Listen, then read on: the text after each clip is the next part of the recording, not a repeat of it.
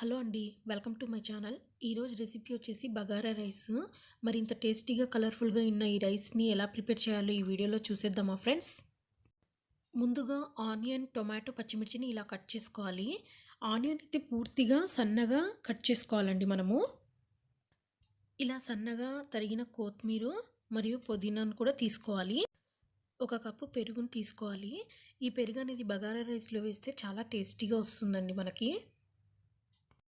ఇది వచ్చేసి అల్లం వెల్లుల్లి పేస్ట్ తగినంత తీసుకున్నాను నేను.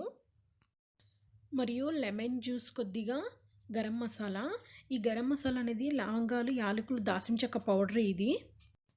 ఇది వచ్చేసి బగారా రైస్ మసాలా ఇది మాత్రం అస్సలు మిస్ చేయొద్దండి మీరు. ఇది వేస్తేనే టేస్టీగా వస్తుంది బగారా రైస్ అనేది. నేను ముందుగా నానబెట్టుకున్న 1 kg రైస్ అండి ఇది. ఇప్పుడు ఈ గిన్నెలో ఆయిల్ పోసాం కదండి మనము. ఇలా ఆయిల్ హీట్ అయిన తర్వాత కట్ చేసి ఉన్న ఆనియన్స్ అన్నీ యాడ్ చేసుకోవాలి. ఇలా మొత్తం ఆనియన్స్ అన్నీ యాడ్ చేసుకోవాలి. ఇలా యాడ్ చేసిన ఆనియన్లోనే ఇందాక చూపించిన మసాలాను కూడా యాడ్ చేసుకోవాలి ఫ్రెండ్స్. ఇలా పచ్చిమిర్చిని కూడా యాడ్ చేసుకోవాలి. యాడ్ చేసుకున్నాక ఒక 10 minutes స్టవ్ మీద పెట్టేసుకోవాలండి.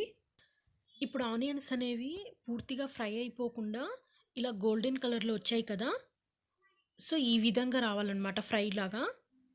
దీంట్లోకి ఫ్రెష్గా నూరిన అల్లం వెల్లుల్లి పేస్ట్ ఉంటుంది కదా, దాన్నే యాడ్ చేసుకోవాలి. అప్పటికప్పుడు నూరిందైతేనే యాడ్ చేసుకోవాలండి, ఎందుకంటే చాలా టేస్టీగా ఉంటుంది కనుక ఇలా ఫ్రెష్గా యాడ్ చేసుకోవాలి అల్లం వెల్లుల్లి పేస్ట్. నేను 2 tables యాడ్ చేసుకున్నానండి, అంటే నాకు సరిపడినంత యాడ్ చేశాను. దీనితో పాటే గరం మసాలా పౌడర్ ఉంది కదా, దీన్ని కూడా యాడ్ చేసేసుకోవాలి. కొద్దిగా మసాలా స్మెల్ అంతా పోయే వరకు స్టవ్ మీద పెట్టుకున్నాను. సో ఇప్పుడు వచ్చేసి ఏంటంటే ఇందులో టమాటోస్ యాడ్ చేసేసుకోవాలి. ఇలా టొమాటోస్ యాడ్ చేసిన తర్వాత ఫ్రెష్గా ఉన్న కొత్తిమీర, పుదీనా తరిగి పెట్టుకున్నాం కదండి, సో పుదీనా, కొత్తిమీరని కూడా యాడ్ చేసేసుకోవాలన్నమాట. ఇలా మొత్తం యాడ్ చేసేసుకోవాలి. కొత్తిమీర, పుదీనాని కొద్దిగా ఫ్రై చేసుకున్నాక పెరుగుని ఇప్పుడు యాడ్ చేసుకోవాలి. పెరుగు యాడ్ చేయడం వల్ల టేస్టీ వస్తుందండి మనకి, సో అందుకే కొద్దిగా యాడ్ చేసుకోవాలి.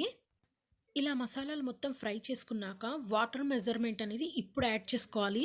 సో నేను ఇక్కడ వచ్చేసి నాకు సరిపడినంత వాటర్ మెజర్మెంట్ని నేను యాడ్ చేశాను. మీరు అదే విధంగా మీరు తీసుకున్న రైస్కి దాని ప్రకారం యాడ్ చేసుకోవాలండి వాటర్ మెజర్మెంట్ అనేది. ఇప్పుడు వచ్చేసి దీంట్లో సాల్ట్ని యాడ్ చేసేసుకోవాలి.